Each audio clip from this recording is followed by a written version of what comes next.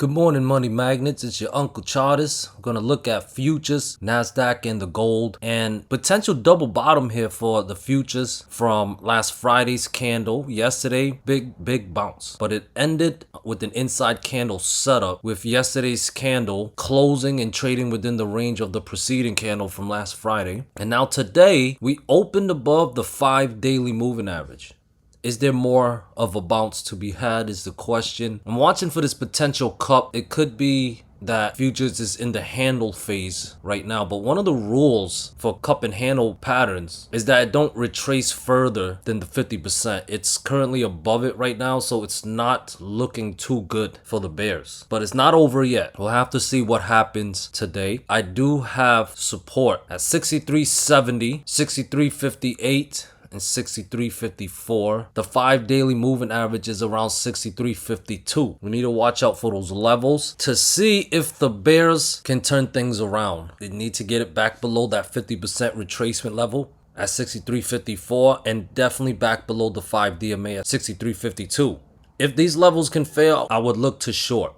But based on the inside candle setup, the mother candle's high from last Friday is at 63.73. Futures is currently just below that level. We need to watch out because if 63.73 clears, that would be a bullish breakout based on the inside candle setup, and we'll put 63.81 in play. That's the next fib level. And if that clears, that would be very bullish, guys. Remember, cup and handles, the handle usually does not retrace further than 50% of the cup. Bears are at risk right now because it's above the 50% retracement. Back below 63.54 and 63.52, bears have a shot at some downside. But if 63.73 clears and 63.81 clears, it's going to be looking bullish, guys. So be ready to react to the price action. Here is the Nasdaq. Similar situation, similar context.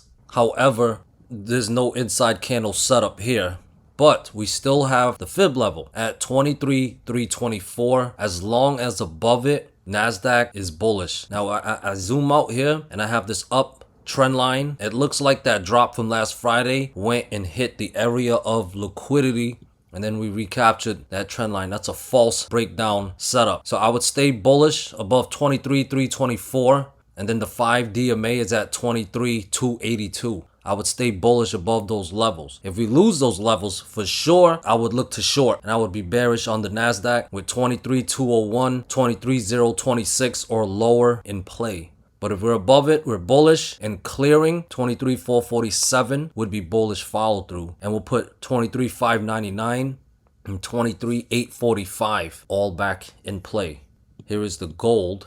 It was looking bullish. It looked like it wanted more upside, but it looks like it's not quite ready to go just yet. It's back testing this orange trend line, and we're going to wait and see if there's a breakdown or not. If it holds, obviously bullish. If not, that's bearish. And that level for today is at 33.53, currently below it. So if we break down 33.53, we could drop even lower down to the 5 DMA at 33.30ish, and below the 5 DMA is when I would be bearish again on the gold. Now, for me to trust this bounce, it's not looking like any buying pressure as of recording this. It could happen later though. We will see. But for me to trust the bounce, I still need to see 33.75 clear as resistant. If it clears, I would trust the bounce and I would look to long, possibly back up to 3,400 plus. But if not, and we're below 33.53, 33.31 or lower incoming. And guys, that's what I have for you guys this morning. Hope you enjoyed the video. Remember, and always believe, no matter what the 3D world shows you, that you guys are money magnets and you are a master trader. Peace.